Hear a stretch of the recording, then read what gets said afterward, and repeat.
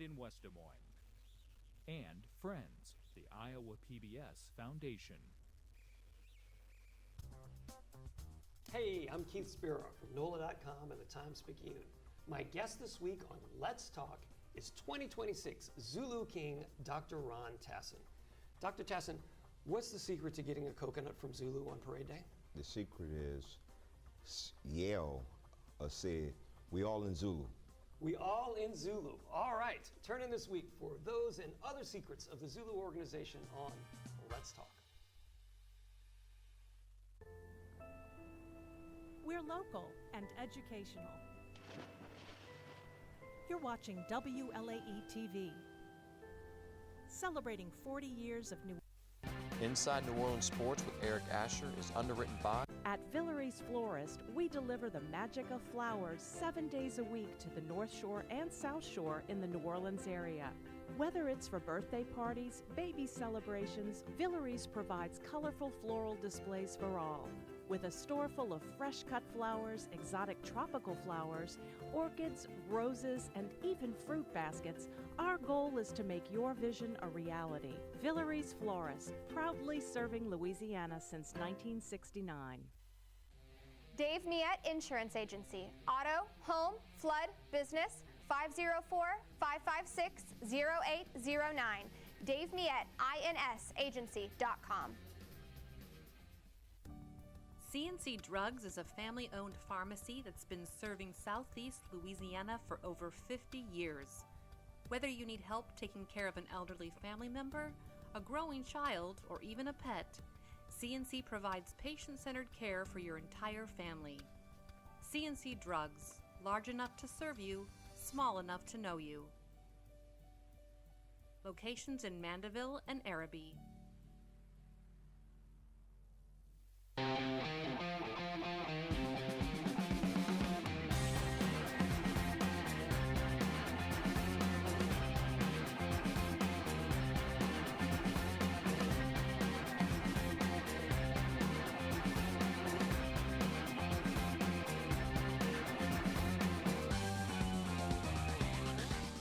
Good evening and welcome to another edition of Inside New Orleans Sports. I'm your host, Eric Asher. Over the next hour, we won't cover all the home teams. We'll cover one team tonight. This is one of those unique shows where, again, we'll dive headfirst into the New Orleans Pelicans. We'll talk about the Dumars Weaver era. We'll talk about everything that's transpired so far this season. And then we'll look into the future as well, as, again, this team is kind of in flux as of right now. To break it down, two of the absolute best we have in the city when it comes to covering the Pelicans. Both these guys tell it like it is. Both guys have incredible information, and we are so lucky to have them on the program tonight. Freelance journalist, credentialed NBA writer, and have been doing it for well over a decade, covering the New Orleans Pelicans, Oleh Kosel, and Shamit of In the Know podcast and newsletter. Again, both these gentlemen do a fantastic job covering the Pelicans. Guys, welcome to the show. Thanks so much for coming down. Oleh's been on our show before. Shamit, is your first time on the program. We welcome you to the show. We always start off letting folks know a little bit about what you're involved in, how folks can follow you on social media, and how they can take part in, again, in your work as well. Tell us a little bit about it. Of course, I've been covering the Pelicans for almost a decade now as well. You can find my work on my Substack, which is a email-based newsletter at intheknow.substack.com. That's N-O like New Orleans, so intheknow.substack.com. And you can find me on all over social media at Fear the Brown or Shamit Dua. You can search my name. Does a great job. Oleh, tell the folks about how they can follow you as well. And of course, Oleh, you've been at it again well over a decade as well. Yeah, currently just on Blue Sky Social, but I've got something in the works. Trying to get, as I told you guys, off the air, that dealing with some personal issue, family issues I got to get resolved. And of course, the Pelicans not being a good team has kind of made things difficult these last year and a half for me to get what I'm kind of looking for. So something should happen soon, though. Oleh's on our program every single Thursday, talking Pels, and Shamit's been a big part of the program over the last few weeks, really getting us, again, great information on the New Orleans Pelicans. We will start at the beginning, which is, again, the hiring of Joe Dumars coming to New Orleans. And one of the things, guys, that really I was not in favor of was, again, not doing a worldwide search. First of all, this is an international game now. And there are so many people out there that have different ideas on how to build an NBA team, how to build a basketball team. And Mrs. Benson and Mickey Loomis in the inner circle did as they normally do. They went with someone that they felt comfortable with, someone that was a friend, someone that had been part of the organization, even though it was as a consultant basis. Your thoughts on that, Shamit? Instead of going out there and trying to find the best out there, going with a guy who's kind of a retread, who hadn't run a team since Detroit, well over a decade ago.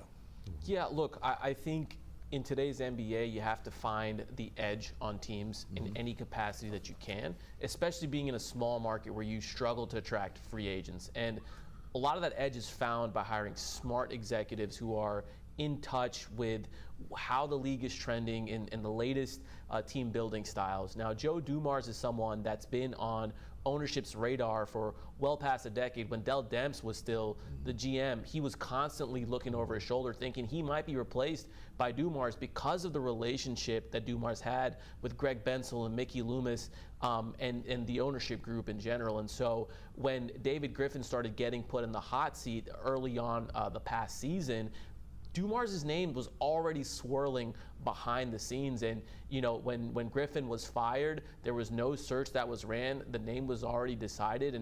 And frankly, I don't think the Pelicans are doing their organization or their fans a favor by not running that full search and trying to bring in the best of the best that's out there.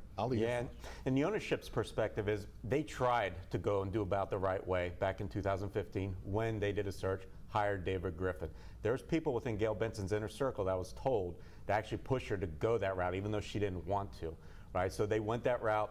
Of course, they didn't get to the success they wanted to see, right? Consistent success under David Griffin. So they thought, well, that didn't work. That route didn't work. So I might as well go with who I personally trust, right? I'm talking about the whole ownership group, and that's why we are here today. Right. If you would, for the audience, talk about what Dumars has been doing before he took over the Pelicans. It's not like, again, he was out of the NBA. He was involved in the NBA, but he wasn't involved in running a team.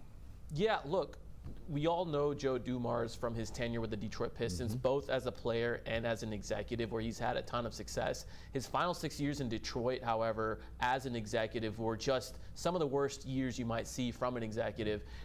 From then on, he transitioned to being a consultant for a couple different teams, then taking on a role within the NBA league office himself, where he was mostly responsible for handing out the disciplinary activities for suspensions, fines, and so on and so forth. So he had been detached from a decision-making role for quite some time. And in that time, the league has seen a tremendous shift. There's been 2 different CBAs that have come forth. There's been a whole analytics movement where teams are now trending towards pace and space, and taking on threes, and there's a ton of investment in every aspect of the organization. And from the time that Dumars was running an org himself to now, there's just been so much innovation that I think it's been a difficult transition for Joe to step in and transition into this new environment where organizations are much bigger in terms of staff and who they carry. When he was in Detroit, it was 5 or 6 executives that he's got to deal with. Now you have entire training staffs and draft staffs and scouting staffs and so on and so forth. And so it's just a completely different space. What can you add, Oleh? Yeah, look, Joe Dumars, we all know that's the kind of the strike against him. He's been out of kind of this position for a long time before taking it, right, finally, here in New Orleans. But from what I understand is, and he told us, right, in his introductory press conference, that he supposedly had a good eye into every organization's, right, the way they're running things, and he tried to take all their best practices, file it into a folder, and then bring it here to New Orleans. It's also helped that he honestly added Troy Weaver, right, who had been a recent general manager up with the Detroit Pistons, and who has some good qualities, right? He's known for being one of the best eyes when it comes to talent, coming out of college, coming out of high school, and finding that talent, getting it at a good price, and getting it in the door. So he tried to, I guess, try to smooth that path without having the resume to jump into this position, which Shamit's completely right. This is such a different game in this day and age, and the way things are handled, from businesses, practices, to contracts, to putting on pick protections, all these things that Joe Dumars was unfamiliar with. Right. Why don't you take Troy Weaver for a moment, because they have a long history together, don't they?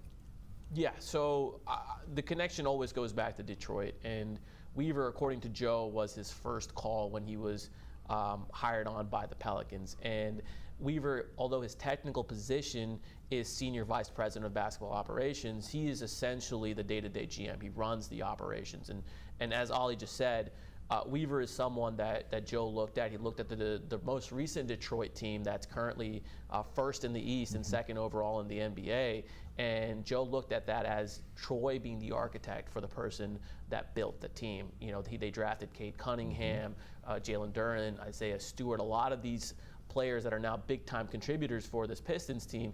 He thought Troy did an excellent job there and thought that if they can bring Troy into the Pelicans organization, they can be aggressive on the draft front, then soon the Pelicans could see similar success. Now, you know, unfortunately, Weaver, as good as he is as a talent eval, some of the criticism that's been levied against him is that he also doesn't fully understand the asset valuation space and how to, again, engineer certain pick protections. I know they understand the legality of them. I'm not saying they don't know how to like apply a pick protection, but just from what is valued in today's NBA versus what it may have been in the past, I think those things are at odds. And so I really think the Pelicans need to really lean in on some other guys that are in the strategy space or in the cap space to and follow their lead on how the NBA has currently been operating, and perhaps they'll be able to round out some transactions later. And we're going to get back to pick protections a little bit later on in the program as we talk about, again, the 2025 draft.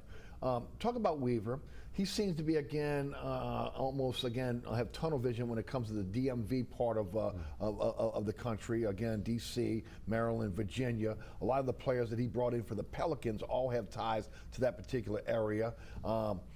Your thoughts on that and, again, his evaluation of talent? Yeah, to understand Troy Weaver, you have to understand that he's actually very much a person who respects who he works with and develops really close relationships. So if you just look at his pattern, when he was at Syracuse, he worked with an assistant coach, Mike Hopkins. He's now on the Pelicans staff. When he was at Oklahoma City Thunder, he developed some bonds, including having Kevin Oleh as a player. And that's why we've heard some Kevin Oleh potentially head coaching, maybe jumping in as a head coach here, those type of rumors. So he's very loyal to the people he meets. That's the first thing I think you really have to understand. And that loyalty also has, I think, built up kind of that reputation he's got in the DMV area, right? He knows that entire network. He knows all these scouts. It's impossible for one person to understand, to see every single game played there, right? High school, college, you name it. So he leans on people that he trusts. And that's why most of the network he has developed is from that area. So that's why he's always keen on those players. That's why, and let's not hide it. He's very good at finding the talent, even if it's in such a centralized location, right? Look at Derek Queen. A lot of people say that he's going to turn into be a very special player. Guys from Tim Duncan, Alvin Gentry just came into the locker room, went up to him after the last game, that big win over the Kings. He said the same thing, just went right to Derek Queen, says, I believe in you, you just got to keep working at it. So, roundabout way, Troy Weaver, he's an excellent guy when it comes to certain characteristics, but like Shamit said, he's got a lot of holes, right? And that's what you hope that Joe Dumars would be able to maybe kind of iron over those or bounce off of him in a better way. But I still think, honestly, this front office, it's kind of gotten smaller in scope, right? When David Griffin was here, there was a lot of input from a variety of people that they considered. I don't feel that's the case here. It feels like those two are kind of at the top, and then really everybody else is a step below them or more. What can you add? Yeah, look, to piggyback of what Oleh just said, there is a concentrated group of decision-making at the top with the Pelicans. And, you know, that's not entirely unusual for organizations, but as I mentioned, in today's day and age, organizations rely on so many different skill sets. Right. So it's a little bit unusual for the power to be concentrated strictly within Dumars, Weaver, and now there's a third entity, Dumars' own son, Jordan Dumars, who is, by the organization's own words, an acting consultant, but he's been involved in all of those high-level decision-making conversations.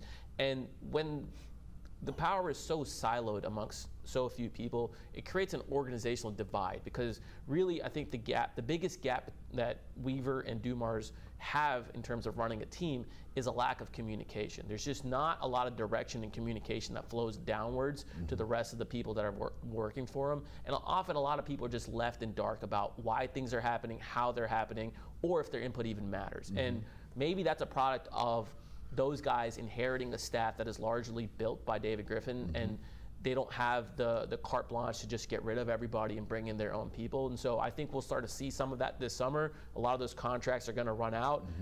But again, it's created this environment where people don't feel valued. They don't know if they're going to be retained by the team. They don't know if their input matters. And when the team is losing, it largely feels hopeless. So, for one reason or another, the environment's gotten a little bit toxic because of that. I want to go back to Dumars' opening press conference because, again, there's some points that he made that I've held on through to, again, all this time because I knew we'd go back to this eventually. Well, the first thing he talked about was wanting a disciplined team built on toughness, smart decision-making, no excuses mindset. Is that this team as of right now? Compared to where they began the season, they've definitely moved towards that direction, right? The biggest problem was the way they decided to begin the season, bringing in Willie Green back again, when it was kind of walking on eggshells for most of last season. And a lot of players, he didn't have really their full attention anymore. So when they got off to this, kind of a very rough start, if you remember, first 2 games of the season very close, but then that Boston game happened. Second half, things fell apart, lost by 30 games, and then really just the train ran off the track to the point where Pelicans had to make a move. We were just wondering which game it would be, right, those first few weeks. And then once they did make a move, they brought in James Borrego. First thing he said, didn't really even give us a plan on strategy. He just wanted for the guys to enjoy playing the game again. It had gotten that bad, that toxic. So to go actually from that point where they're not, forget being competitive, like I said, just to make it fun for the guys that come into the building again, they've done a remarkable turnaround from that point. I think a lot of credit should go to James Borrego and his coaching staff. Shamit, I mean, are they disciplined or are they built on toughness, decision making, no excuses? I gotta say that from a roster construction standpoint, no, not really. The terms of the players that they brought in, there was a story reported on earlier this season where the story goes that Dumars, when he talked to the scouting group, relayed that he was searching for players, as you mentioned, that are disciplined, tough-nosed. They're going to play hard defense, bring their hard hat and compete. And an hour later, they traded for Jordan Poole. And Jordan Poole is someone, throughout his career in the NBA, has been the antithesis of what those descriptors are. And so the scouting group was left questioning, like, what direction is this team really going? Now, as Ollie mentioned, after they moved on from Green, and I think he was a little bit polite, Green had no support in the locker room from the players. Borrego has steadily corrected the ship, and they're at a point now, especially that they've gotten Herb Jones back, where they're playing slightly above 500 ball when Herb Jones plays. They're a competitive team. They're in clutch games night in, night out. They just don't have the talent due to the roster construction to really take off and go on a run here, but they are becoming a team that you can count on is going to be in every single game, every single night. And then in large part, that's due to their veterans, Herb Jones, Trey Murphy, even Zion Williamson, who's played a career high. I think it's now 30 games in a row, which is, again, not a huge amount, but for his standards, it's a career high. Yeah. He had talked about setting standards, having accountability, but yet we have not heard from him really since the beginning of the season. Is there accountability within the organization? Are there a set of standards that have been set for this team? Because what are the standards at this point? I mean, this is a team that has won 15 games this season, not even close to what they felt they were going to be, which may be a play-in a team or a playoff team. So standards, accountability, is that there? From a coaching perspective, you can see with James Borrego, he doesn't believe that anyone is going to be gifted minutes. You have to earn them. And so he's gone through stretches this season where he's benched Zion Williamson to close games because Zion wasn't bringing it that night. We've seen Jordan Poole now completely eliminated from the rotation. He's been up and down with the rookies' minutes. And so I think from a player and coaching perspective, there is a set of standards that the coaching staff is holding the players to, and it's working. The players, again, as I mentioned, are competing night in and night out. Now, from a management perspective, I really don't think there's much accountability, right? The power, again, is concentrated at the top. There's been numerous media outlets that have requested interviews with management. They've all been turned away. Management has not done a post-trade deadline interview, which is customary for most teams. They traded away Jose Alvarado, which again embodied a lot of what they described what they wanted in a team. Fighting night in and night out, competitive. He was a cultural touchstone of the team, and frankly, they didn't get a tremendous return for him. I understand, the business side of it. Hey, Jose Alvarado might want a new contract. He might go elsewhere, so you get what you can in return. completely understandable. But it does seem like it's fair for them to make an appearance and kind of explain their rationale behind that and what direction the team is trending. And so far, we have not heard anything from them. Yeah, I've called them there in the witness protection program because we haven't seen them forever. Accountability and standards. Is it coming, as Shamit has said, from Borrego and maybe not from up top? That's what it seems like, but I do want to say, I agree with almost everything Shamit says. One thing I think that needs to be included is the fact that Joe Dumars and Troy Weaver have really, not desperately, but they really have reached out to certain people within that building to try and build good relationships with. And honestly, Zion Williamson sits at the top of that list. I consistently have seen and heard about how he talks on not a daily basis, but on a consistent basis with Joe Dumars. That never happened with David Griffin. Same thing with Borrego. He really, I feel like there's some kind of chemistry being built between those guys. That's why it's going to be very interesting to see, right, what happens with him this summer. Are they going to remove that interim tag, offer him a full head coaching position, or not? Because right now I'm hearing it's probably not going to work out that way. They want to bring in their own guy. So that's yet to be decided. But that accountability, you're going back to that. Borrego's largely is responsible for most of what's happened that's been positive with this group, right? Keeping the rookies in line. They could have very well easily gone off the rails, right? They're young, boisterous. You see them puffing their chests a little bit, want to make special plays. You're starting to see less and less of that. That's because of James Borrego. Zion Williamson buying in fully. Never see him this committed. Not only from a conditioning aspect, but you watch him during every timeout. He's staying right next to Borrego, whether he's in the current lineup that's on the court or not.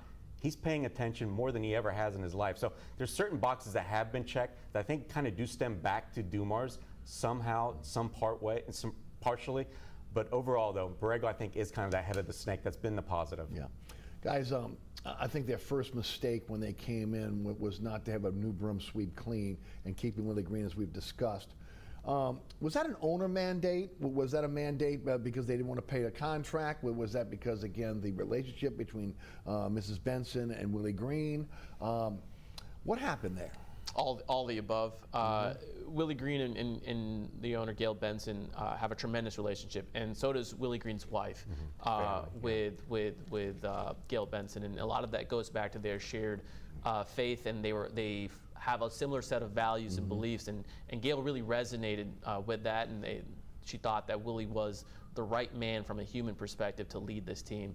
Unfortunately, from her 10,000-foot view, she was unable to see that Willie has lost the support of the players in the locker room, but he was also one of the cheaper head coaches on the market. So from a business standpoint, it was better for them to retain Willie and fire him mid-season and promote an interim than it was to eat his contract outright in the summer, run a full search, bring in a new guy who's going to have XYZ demands, going to want his own staff. A lot of the assistant coaches that were on Willie's staff who are still here right now, their contracts expire at the end of this year. And so I think, to Ollie's point, what management and ownership in conjunction is looking at is, hey, we can just got to get to the end of this year, and then we can just start afresh. And in that regard, I feel like Borrego has an uphill battle. I think, as soon as the decision to move on from Willie was made, they already had a couple targets in mind. They just can't act on them right now. But yeah, I think it's on Borrego to change their mind on that, string together a few wins, and really just have the player support more than anything. Do you agree with that? Absolutely, 100%. And that's what he's working towards. And I feel like he's done a really good job. It's hard to, when you want to talk about how successful they are, it's hard to talk about, right? Because from the win-loss standpoint, everything's been a disaster. Even the last 30 games, they're 12-18, right? This is their best stretch, and they're 12-18, largely healthy. But where you look for the trends it's from every facet. Are they getting better? It's a young team. That's the number one thing. Are they getting better? Are they basically taking what the coach is giving them, and especially in practice, and then utilizing that in games? I think we're seeing that from what I'm hearing from behind the scenes, more so than any other coach that I've seen here in New Orleans.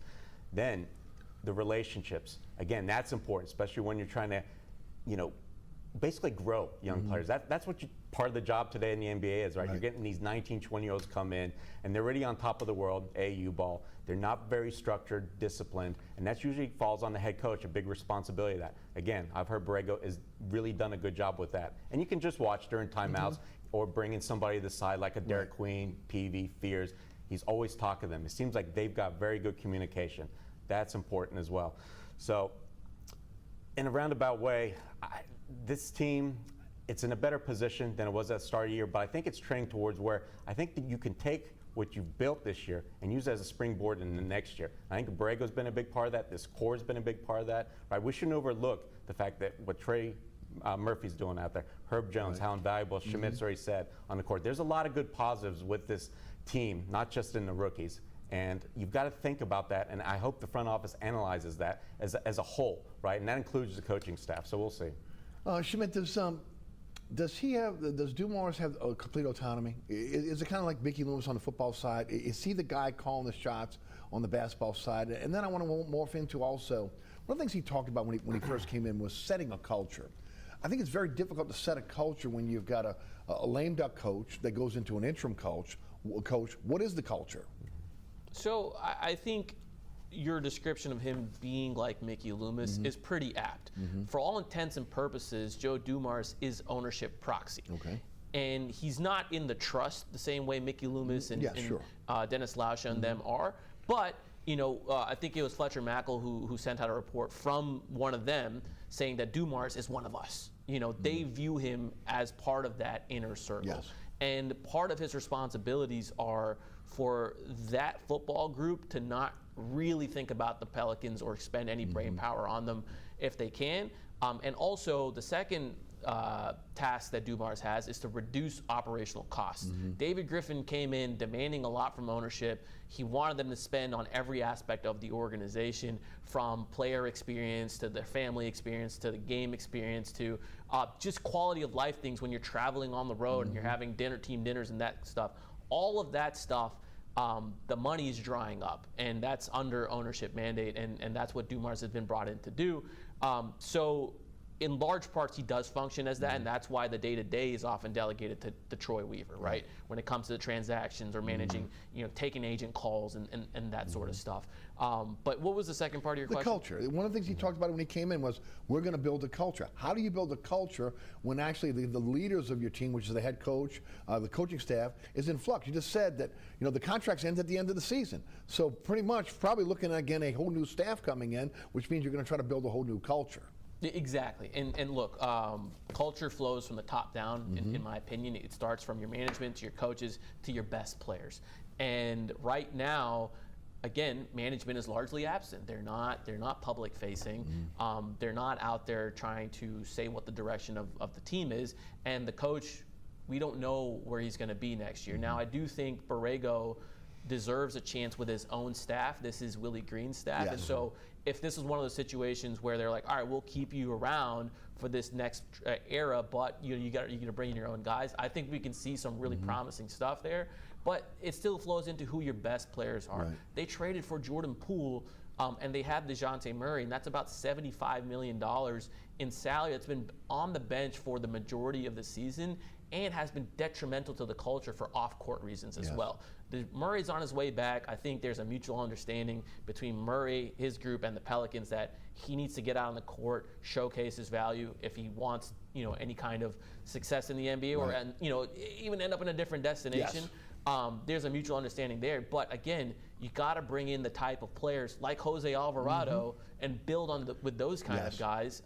And that remains to be seen how this management group's going to navigate. Same questions. Owner mandate. Does he have autonomy in terms of Dumars to do what he wants to do on the basketball side? And then also, how do you build a culture if you're in flux with your head coach? Who sets the culture with the players? Yeah, Shamit really nailed the Dumars part, so I'm going to just jump into the culture. Okay. And from what I've always heard, people close to the team, people around the NBA, whenever you bring in a new coach, it's basically starting a rebuild, right? It's tearing down the walls completely, and that's why you saw kind of that rough transition from Willie Green to James Borrego. That's why you saw, if you're watching the Knicks, why they couldn't bounce right from Tom Thibodeau to Mike Brown easily, because that's just the nature of the business. Coaches have their own strategies, their own relationships. Everything takes time to build. So from that standpoint, no. To answer your question, I don't think how an interim coach could ever build anything substantial and sustainable unless you give him just more kind of responsibility, which in turn breeds respect, right? And that's missing. But I will say that the players, they don't look at him as an interim coach, right? I've heard where some coaches come in, People know they're just going to fill in for, say, the rest of the year.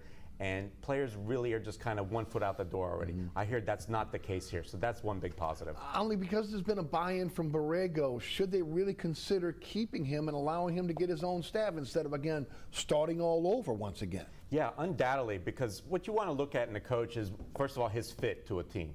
This team needs a head coach who is very good at teaching, building relationships, strategies, and I think he checks every box even beyond that. So from the practice court, we've already touched on it. Shamit's written, I think, a good piece about a couple months ago on it. Yep.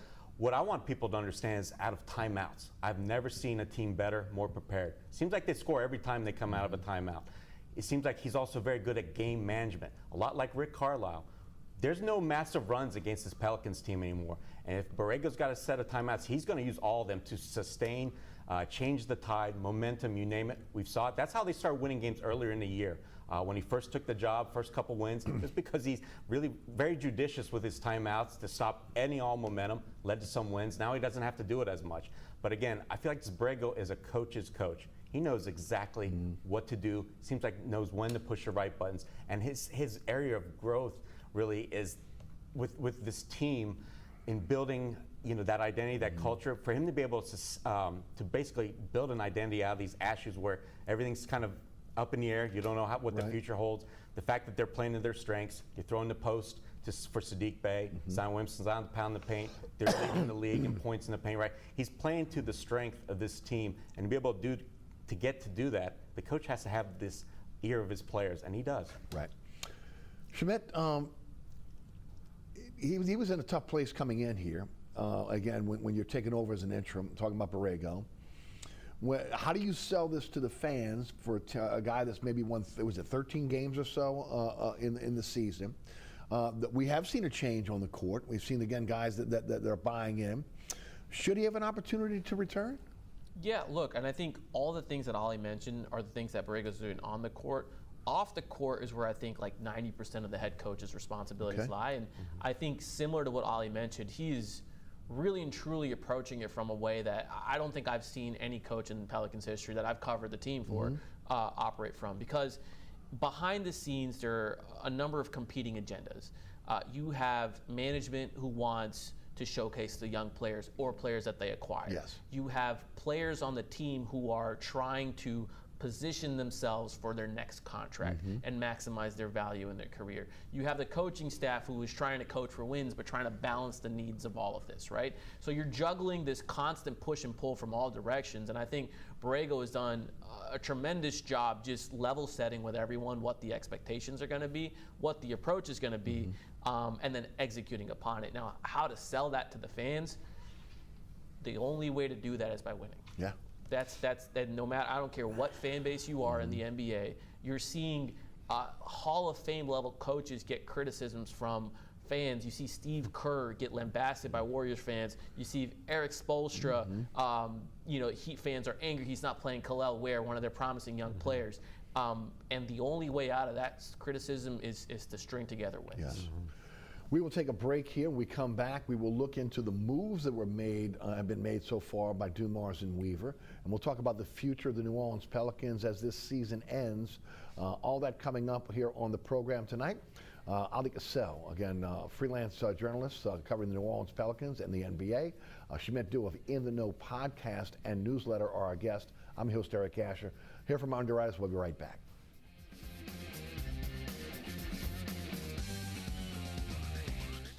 Located at 3701 Iberville Street in Mid-City is Katie's Restaurant and Bar. Open 7 days a week, Katie's offers daily specials for lunch, dinner, and Sunday brunch. Serving New Orleans cuisine such as fried shrimp platters, grilled redfish, and a fully stocked bar. And don't forget about our expanded event seating and local entertainment. Featured on the Best of Food Network's diners, drive-ins, and dives, Katie's Restaurant and Bar. Burkhart's Air Conditioning, Heating, and Refrigeration has been family-owned and operated since 1989. Burkhart has energy-efficient solutions and offers brands such as Mitsubishi ductless AC units and Amana, the only manufacturer with a lifetime unit replacement warranty. Burkhart's offers maintenance bundle packages that include servicing your AC, generator, and tankless water heater. For more information on the services Burkhart's provides, visit acpromise.com. Burkhart's Air Conditioning, Heating, and Refrigeration, providing comfort for life. Welcome back to Inside New Orleans Sports. I'm your host, Eric Asher. Shamit Dua, Ali Kosel, our guest tonight as we talk all Pelicans on this program today. Okay, we've kind of put we've done the background now. People should have a good idea what's going on behind the scenes. Let's take it to, again, the first moves that Dumars and Weaver made, and that was, again, the 2025 draft. Drafting Fears at 7, Queen at 13? 13, yeah. And then, of course, Peavy in the second round at 40. The trading of their first round pick, the trading of the Indiana pick, which was protected 1 through 4, and then, of course, the Milwaukee pick swaps that came for Drew Holiday. I'll pass it off to you, Shamit. Take it from the beginning. What happened there? Why, again, why was this reckless on their part in terms of, again, giving away these picks to go get these 2 players, and really one player in Queen, because the 7th pick was their pick. Go ahead. So to fully appreciate the context of this, you have to take it back one step further to the Indiana trade that they did.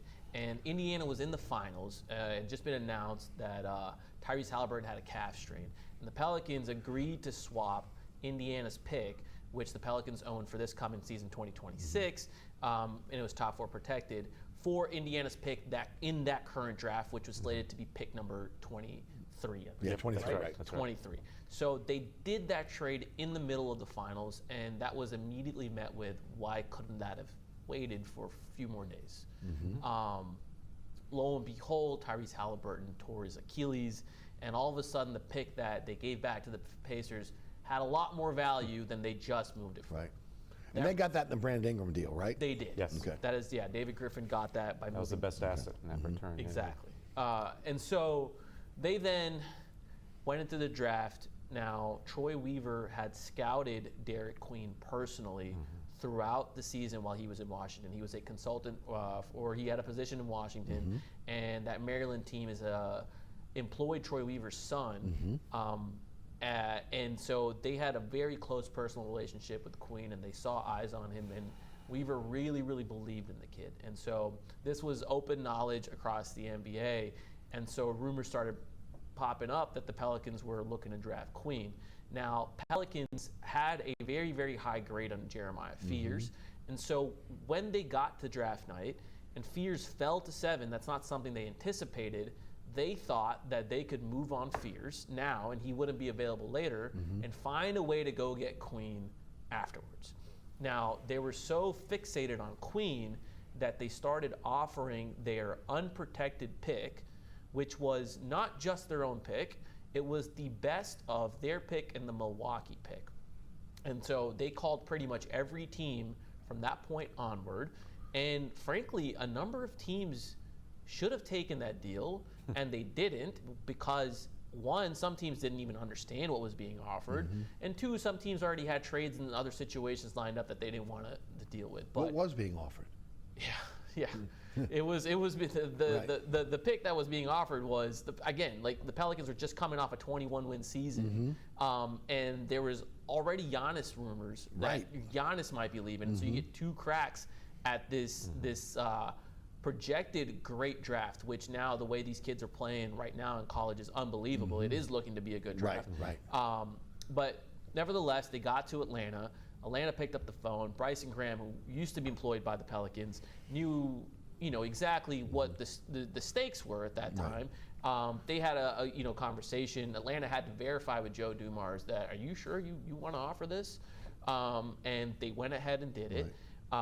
And the Pelicans didn't feel the need to protect it. To my understanding, they didn't even try to protect it, right? And this is something that I think was a huge missed opportunity, whereas if they had even landed top 4 protections on that pick, everybody would be in such a better place right now, with the Pelicans being a bottom 4 team in the league. Right. And you got to put the onus on Atlanta to say no. Like, oh, we're not going to take it with those top 4 protections, and then you got to walk on to the next team, which I believe was the San Antonio Spurs.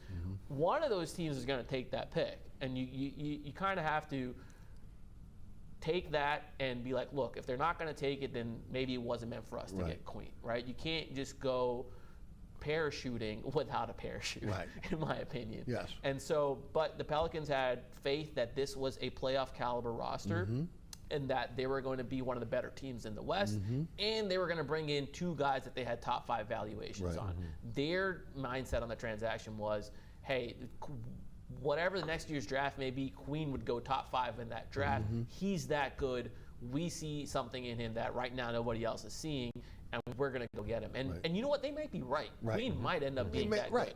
But that doesn't mean they should have. But it's reckless. Exactly. It's reckless. Exactly. All right, now take the Milwaukee's pick swaps and tell us about the Milwaukee pick swaps and how they work with not just this pick, this draft, but the 2027 draft as well. Yeah, so the Pelicans got all these in that Drew Holiday trade under David Griffin, and they moved off of one of those when they traded for DeJounte Murray, right? Last summer, I should say, they traded for DeJounte Murray by sending out Dyson Daniels, the Lakers 2025 pick, and then the worst of that pick swap for Milwaukee. So, or the better of, excuse me. For 2027, the details on it are the Pelicans are going to get the better of their own or Milwaukee's pick. Atlanta's going to get the worst of it. Milwaukee doesn't get anything. Now, if Milwaukee is terrible that year and their pick lands in the top 4, the Pelicans get to keep their own pick and Milwaukee's pick. So Griffin attached protections to that when sending it to Atlanta, covering himself for the possibility that, hey, Giannis isn't there or Milwaukee just has a freak bad season. And so the Pelicans are actually in position next season, if they're bad and Milwaukee's bad, to have 2 top 4 picks. Yeah, they both have to finish in bottom 4. Bottom 4? Yeah. Is that right? Right. Okay, so this year's pick swap, how does that work? Well, this one coming up, Pelicans don't have a first-round pick, right? That got sent out with the Derek Queen trade. So Atlanta, they're going to enjoy their the best of the Milwaukee pick or the New Orleans pick, and it's obvious to see it's going to at least be a top 10 pick, probably a top 5 pick from at least one of those teams. So they're getting the New Orleans pick. The Milwaukee pick will revert back to revert back to Milwaukee, right? Right. Yeah, they get the lesser of the two. And the Pelicans are on the outside looking in. And what people are talking about is the best draft since 2003. Okay, and you're talking about those players as well. Was this a move on? And Dumars was a guard. He was looking for a point guard. They still have DeJounte Murray coming off the Achilles. Was this about Fears being Dumars' pick and Queen being Weaver's pick? Or was were they both on the same page? They wanted both players, and they were doggone it, we're going to get both players in this draft. Yeah, this is who Troy Weaver wanted, both of these players. He wanted both players. Right. Okay. And when he saw an avenue to get Derek Queen after landing Fears, they thought Fears was going to probably go to Utah, maybe somewhere else. They weren't sure. Right. But when he ended up in their lap, they went full on bore to get Queen. And they started calling, I believe, was it with Toronto at the 9th pick, all the way until they finally got Atlanta to get him at 13. And look, Queen could end up being an all-star, okay? But at the end of the day, it is reckless to give away those picks without protections. And I think that's what the media and the fan base that's really tuned into this realizes, that, look, how could you guys not realize this? You're in NBA management, and yet most fans and most writers understand that, but they did not. The next move was to trade $40 million in expiring contracts with the C.J. McCollum, Olenek, also I'm trying to think of the other players that were involved in that. Mojave King, a future second-round pick for Poole and Bay, and the 4th pick overall, which was Peavy. Your thoughts on that? Once again, Weaver going after a player that he has a relationship with, or again knows, guys that come from DMV area, with Peavy. Talk a bit about that move, because those are expiring contracts that again you could be utilizing this offseason. Absolutely. So 3 direct connections. Weaver spent a year in Washington witnessing Poole firsthand. Weaver drafted Sadiq Bey in Detroit and was there when Washington gave him his deal while he was coming off of injury. Peavy, DMV kid, again, felt like the entire NBA knew that once it got to pick 40, who the Pelicans were going to draft. Right. I think the Pelicans believed. I don't think this is what I've been told. The Pelicans believed that Poole was an asset. They believed that he was younger, than McCollum. They believe that extra year on his deal wasn't a liability, as most in the league viewed it, but rather a strength, because they would have yet another year before there's any volatility or if he's off the books. And they believe that he provided a dynamic guard skill set. Bay was a throw-in, but Weaver's always believed in him, and that was a buy low opportunity, and that's paid off spectacularly for them. Bay's been incredible, and PV, of course, has had his moments. A typical rookie that's looking to be a standout on defense. We'll see where he contributes, but the Poole issue is really the crux of it, because Atlanta was able to turn the Pelicans' expiring contracts into additional draft compensation, and eventually with Kelly Olynyk, and eventually flipping C.J. McCollum for Trae Young, who is an all-NBA level player. And now the Pelicans spent the entire trade deadline trying to move off of Poole desperately, realizing that it would take another first-round pick to even dump him, and that's not a price that they're willing to pay at this moment. And so they just made a grave miscalculation on Poole, the player. Right. My understanding was that C.J. McCollum wanted another extension. They certainly didn't want to give it to him. They saw that Poole was not only going to be making about the same amount of money, but they thought, to Shamit's point, he was going to be a better player. And granted, he did turn some heads, right? In his second season with Washington, he clearly showed an improvement in efficiency, in listening to the coaching staff. I heard there was a lot of friction that first year for him in Washington. So with Troy Weaver being there, I think from what I understand is he kind of vouched, right, for Poole, that they were going to get this better side of Poole here in New Orleans. And really, it hasn't worked out that way. While it's not so much as, say, his antics, right? It hasn't been anything like Golden State, first year in Washington. But the fact is, the coaching staff has asked certain things of him, and he just really hasn't followed through. He has a mentality where I think it was born in Golden State, right? The way they play, a style of basketball, that he was given a lot of leash there, and he's kind of carried that with him to each stop. That's not the way they wanted him to play here, right? To be more of a facilitator, cut down on the heat checks, play some defense, right? And he didn't really do any of that in the early going, so that's why he was quickly removed from the starting lineup, to then putting on the bench role, then to not even closing out games, to now not even playing in games, right? So it's all. I was going to say, I'll push back a little bit on the antics part. The Poole relationship started going south with the Pelicans, since game 2. Right.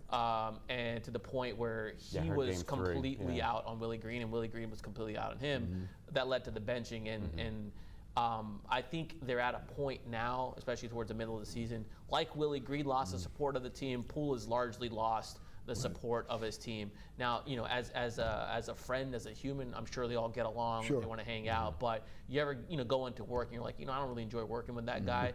I think that is very much the situation with Poole, and I think it's just gone south in a way that, honestly, it was a little bit predictable. But yeah. All right, let's go next step here, because now they've got 2 albatross contracts. And DeJounte Murray has got 1 year left on his deal after this year, and I believe a player option. And then you got Looney with an expiring deal at the end of this year. How do they get off those contracts? Because that has to be one of the things they're going to be looking at when June comes. With Poole, he becomes an expiring contract as soon as that NBA calendar year flips. They're going to have to exercise patience. There's going to be this tendency that we got to move off of him, we got to get rid of him. Sometimes you got to hold your position, understand that he's an expiring contract, and good value will come along later on. Evidence of that has been Washington twice this season, not only with Trae Young, but they flipped Chris Middleton's expiring for Anthony Davis, another all-NBA level player. Throughout this deadline, teams were scourging for expiring contracts. Sacramento Kings are looking for someone that'll take their long-term salaries, but no one was willing to provide an expiring contract. And so they got to exercise patience there. Maybe they'll be able to flip him into a Ja Morant, for example. I think those are avenues that they need to explore. DeJounte is a tougher case because he's coming off an Achilles tear. He's got the longer deal. He's got the player option. And so there's really going to have to be an effort on his part to showcase that he is a NBA level contributor and a good one at that. And then some team's going to have to talk themselves into, hey, he's a better contract than our contract, and it's going to be, we'll trade you our misfit for your misfit type of deal. Thoughts? Yeah, and Shamit's talking mostly from a vantage point where the Pelicans don't give up multiple assets to get off of these guys. They want to be able to flip them somehow for almost a distressed asset where it's kind of fallen out of favor at whatever location. Yes. So that's going to be key. And to his point completely, you've got to wait for those type of things to happen. You can't force it. in the summer. You can't go on your first 3 guys that you want to bring in and all of a sudden make that happen, right? You can't have the mentality of there's Derek Queen sitting there. We got to get him at all costs. So that's going to be really interesting. But yeah, DeJounte Murray, I think he's going to be the focal point for me, watching how he plays. Is he at 100%, 90%? Do we see improvements, say, from his first couple of weeks once he gets back on the court to then maybe finding some better continuity, explosiveness, right? That's what all these NBA teams are going to be watching. Yes. Athleticism is everything for DeJounte. He's not the strongest guy, doesn't have the best shot. He relies on that quickness, right, to get where he wants to with the ball, but also defensively, right, for his hands, getting in passing lanes. And if he doesn't have that, his value is really going to be a lot lower. Let's add free agency to it again with Looney coming in, Jordan coming in, both guys that don't see any time. I'll just end this part of the conversation with, if you're a fan, how can you trust these guys to build a franchise when everything they've done so far has pretty much been a bust? I don't want to sit up here and just criticize, right. But you have to take an evidence-based approach to this. And the evidence in both of Dumars and Weaver's tenures in Detroit just doesn't line up to give you confidence that this is a team that's going to transform. However, we have seen instances where teams have had not great executives find success because players end up carrying the success. And so it's better to be lucky than to be good, in my opinion. And if Queen, again, you can say this is luck, or you can say this is the talent for scouting. Queen ends up being an all-star, the trajectory of this team changes. If Fears ends up being an all-star, the trajectory or, you know, as Ollie says, a distressed asset lands in your lap. And again, I want to point to Ja Morant, right up in Memphis. That's an all-NBA caliber player who has not seen the court. He's been hurt all the time. He's had his off-court antics, but if you can turn Jordan Poole into him and not give up a draft pick, and he strings together a good season along with your best players, all sins are forgiven when this team's in the playoffs, right? No one's worried about the pick that you've given up. No one's worried about the past stuff. So that's really the onus for them. But when you ask, should you have confidence in that stuff happening? If you look at the evidence, I just don't see how you can have the confidence. Same question. Yeah, look, I mean, you just look at the body of work, right? That's what you're supposed to do. Right. And you look at every trade that's been made. Forget even their past, just since they've come here to New Orleans. Everything's been at least questionable to downright a lot of even people far away in those corners that don't pay too much attention to the Pelicans. They know certain deals have been bad deals, right? So they've gotten off to what everybody has to consider a poor start. They also came in a season. And you have to wonder, because I heard the same thing. The front office thought this team at worst was going to fall maybe towards the end of the playing tournament, maybe just outside of it. That was the worst case scenario. For them to have that kind of evaluation, when you look at the fact that DeJounte Murray, Achilles tear, question mark with Poole, right? So the guards, you can't rely on rookies coming in this league. And plus the center position, which was abysmal last season. You didn't really change it this year. For them to have that, it's hard to have that trust, right? I don't know how you change it, but I think to Shamit's point, you really hope that Joe Dumars is given more money, more resources to expand, bring in more people in that circle that maybe they can provide some input. Otherwise, yeah, I don't know. All right, we got 5 minutes left. Final question, okay? And I'm going to let you guys pontificate on this. They got a core, okay? We know what the core is. We know, again, ultimately, again, the guys they want to hold on to, Murphy, Jones. We can talk about the 2 rookies. You can throw Zion in there right now as well. Can they win with this group? Can they build around this group and be a playoff team next season? I think so. I think their 4 main guys with Murphy, Jones, Williamson, and Bey are as good of a foursome as you're going to get across the league.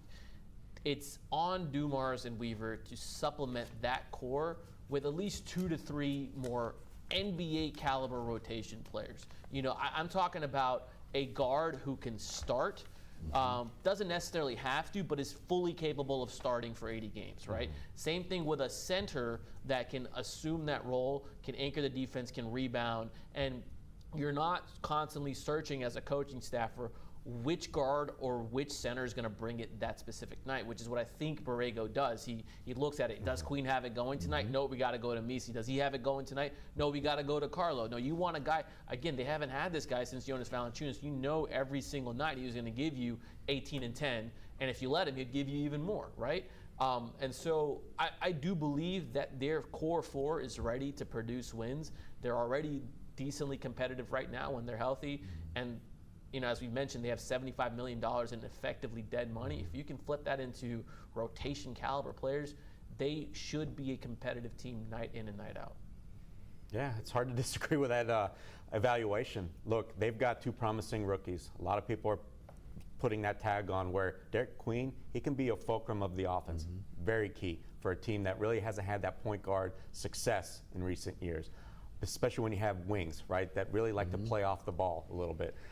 You got Zion Williamson, who we haven't really even touched on. That's going to be another question I think that's going to have to be answered, right? He's now proving that he's durable. Can he also show, and he's trying to, from what I understand, from what I'm hearing is he's working on parts of the game. I'm curious he'll unveil it, though, because Ben Simmons supposedly worked on his three-point shot year after year. We didn't see it in games. So Zion at some point is going to have to add something, right? Because the book is out on him. Agreed. The way the officiating is going, Zion can't even guarantee he's going to get to that 20, 25 points because he's not going to get to the free throw line enough some nights. So he knows he has to make a change. I'm just curious, will he? So that is another thing you're wondering about the core. It makes it a lot more enviable if he does expand his game, right? So you've got that all-star shooting in Trey Murphy, all-star defender in Herb Jones. Those 2 promising rookies. Zion's kind of a question mark, but he is trending kind of in the right direction, but we've thought that before, but let's give him the benefit of the doubt. And then as Shamit said, you've got so much that's sitting there on the bench. Really, James Borrego doesn't even feel comfortable using almost any night, right? And the guys that he is using, he is flipping through them kind of like yellow pages when there used to be yellow pages. So it's going to be very curious to see. But when you have all these questions and you see this team playing almost 500 ball, if you look at the advanced numbers last 30 games, they're kind of almost right there knocking on just being mediocre. If you can just add any positives, like he said, just rotation plays, you don't even need a star. Team can move up, 30 seconds each. Zion here long term? He wants to be, and I think that's very genuine from him. He wants desperately to change the narrative on him. He wants to show people that he's bought in and that he's committed to New Orleans. Right. How about it? You think Zion's here long term? I don't know. I think that he's building something that's earnest for a first time with a general manager, and he's also showing it, right, to teammates, to coaching staff, the way he carries himself. But to me, it's 50-50, right? I don't know. I think he's going to have to prove that he can play alongside Derek Queen, and that's going to take for him to expand his game one way or another. Biggest need in the offseason, 20 seconds. More talent. More talent. More Not a talent. Position, just more talent. More talent. Same? Yeah, look, you need stable guards. You need guards that can shoot the ball, understand what they're doing. You just traded one away in Jose Alvarado. Right. So that's even another hole now. As far as, again, both you guys believe Borrego will be back or no? I don't think so. I would love for him to be. I just think that this group has made their decision already. Yeah, I feel the same way. Unless something drastically changes, somehow Pelicans finish with, say, a top 8 defense the rest of the way. The offense somehow looks magnificent. He gets that Zion DQ combo to really work. It's going to take a couple of those type of things for Borrego, I think, to have in his resume for Joe Dumars, Troy Weaver to honestly want to bring him back. All right, one more question. Here we go. Last question of the show. Will they get back in the 2026 draft? They will try very hard. Right. They were already trying, and they will try very hard. Yeah, and I heard it doesn't even have to be a top first. They were interested to get him somewhere even in the middle of the first round, even towards the late. I heard that Weaver always has a couple eyes you on mentioned people. this last week on the radio show. He's got his eye on somebody already, maybe in the 20s, right? Yeah. So we'll see how that plays out. Not sure who. What a great hour. Thanks so much for both you guys coming in, laying it out. Anybody that did not understand where the Pelicans are, how they got where they are, you understand it now. Both you guys did an excellent job. Shamit Dua, Ali Kosel, thanks so much for your time today on the program. Absolutely. Certainly appreciate it. All right, folks, this was absolutely outstanding. I hope everyone has a happy Mardi Gras. This is our Mardi Gras show. I want to remind everybody, there's a QR code on your screen right now that will take you to my website, ericasher.com, also WLAE-TV YouTube channel. I say it every week. We are so blessed. So many ways to catch our program now. WLAE-TV, WLAE-TV2, Pelican Sports Television, and of course, the YouTube channel for WLAE-TV as well. You can catch me on the radio, 106.7 The Ticket. You can listen there on the station 4 to 6 weekdays, but we also have many ways for you to listen to the radio show as well. iHeartRadio app, TuneIn Radio app. We have an app at 106.7 The Ticket, 106.7 The Ticket. You can look up that app as well. And of course, again, You can check us out on my website, ericasher.com. I want to thank the underwriters who make our show possible. Please support our underwriters, and of course the folks here at WLAE-TV who again produce our program every week. Ron Yeager, Jim Dotson, Alex Chacon, and the best director on the planet, William Hill. For Shamit Dua, Alec Kosel, I'm Eric Asher. Have a safe and happy Mardi Gras. We'll see you next week for another edition of Inside New Orleans Sports. Thanks for watching.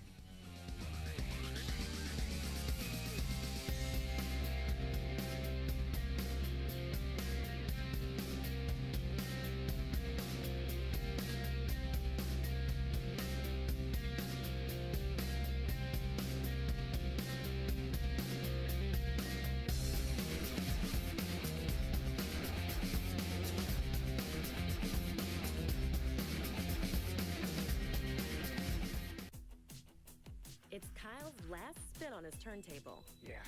And the first day of Kira's new career in IT. When you donate to Goodwill, you help provide skills training and career placement. And the things you love start a new life too. Hey, I'm Keith Spiro from NOLA.com and the Times-Picayune.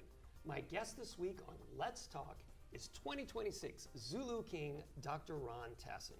Dr. Tassin, what's the secret to getting a coconut from Zulu on parade day? The secret is Yale said, we all in Zulu. We all in Zulu. All right, turn in this week for those and other secrets of the Zulu organization on Let's Talk. We're local and educational. You're watching WLAE-TV, celebrating 40 years of New Orleans public television.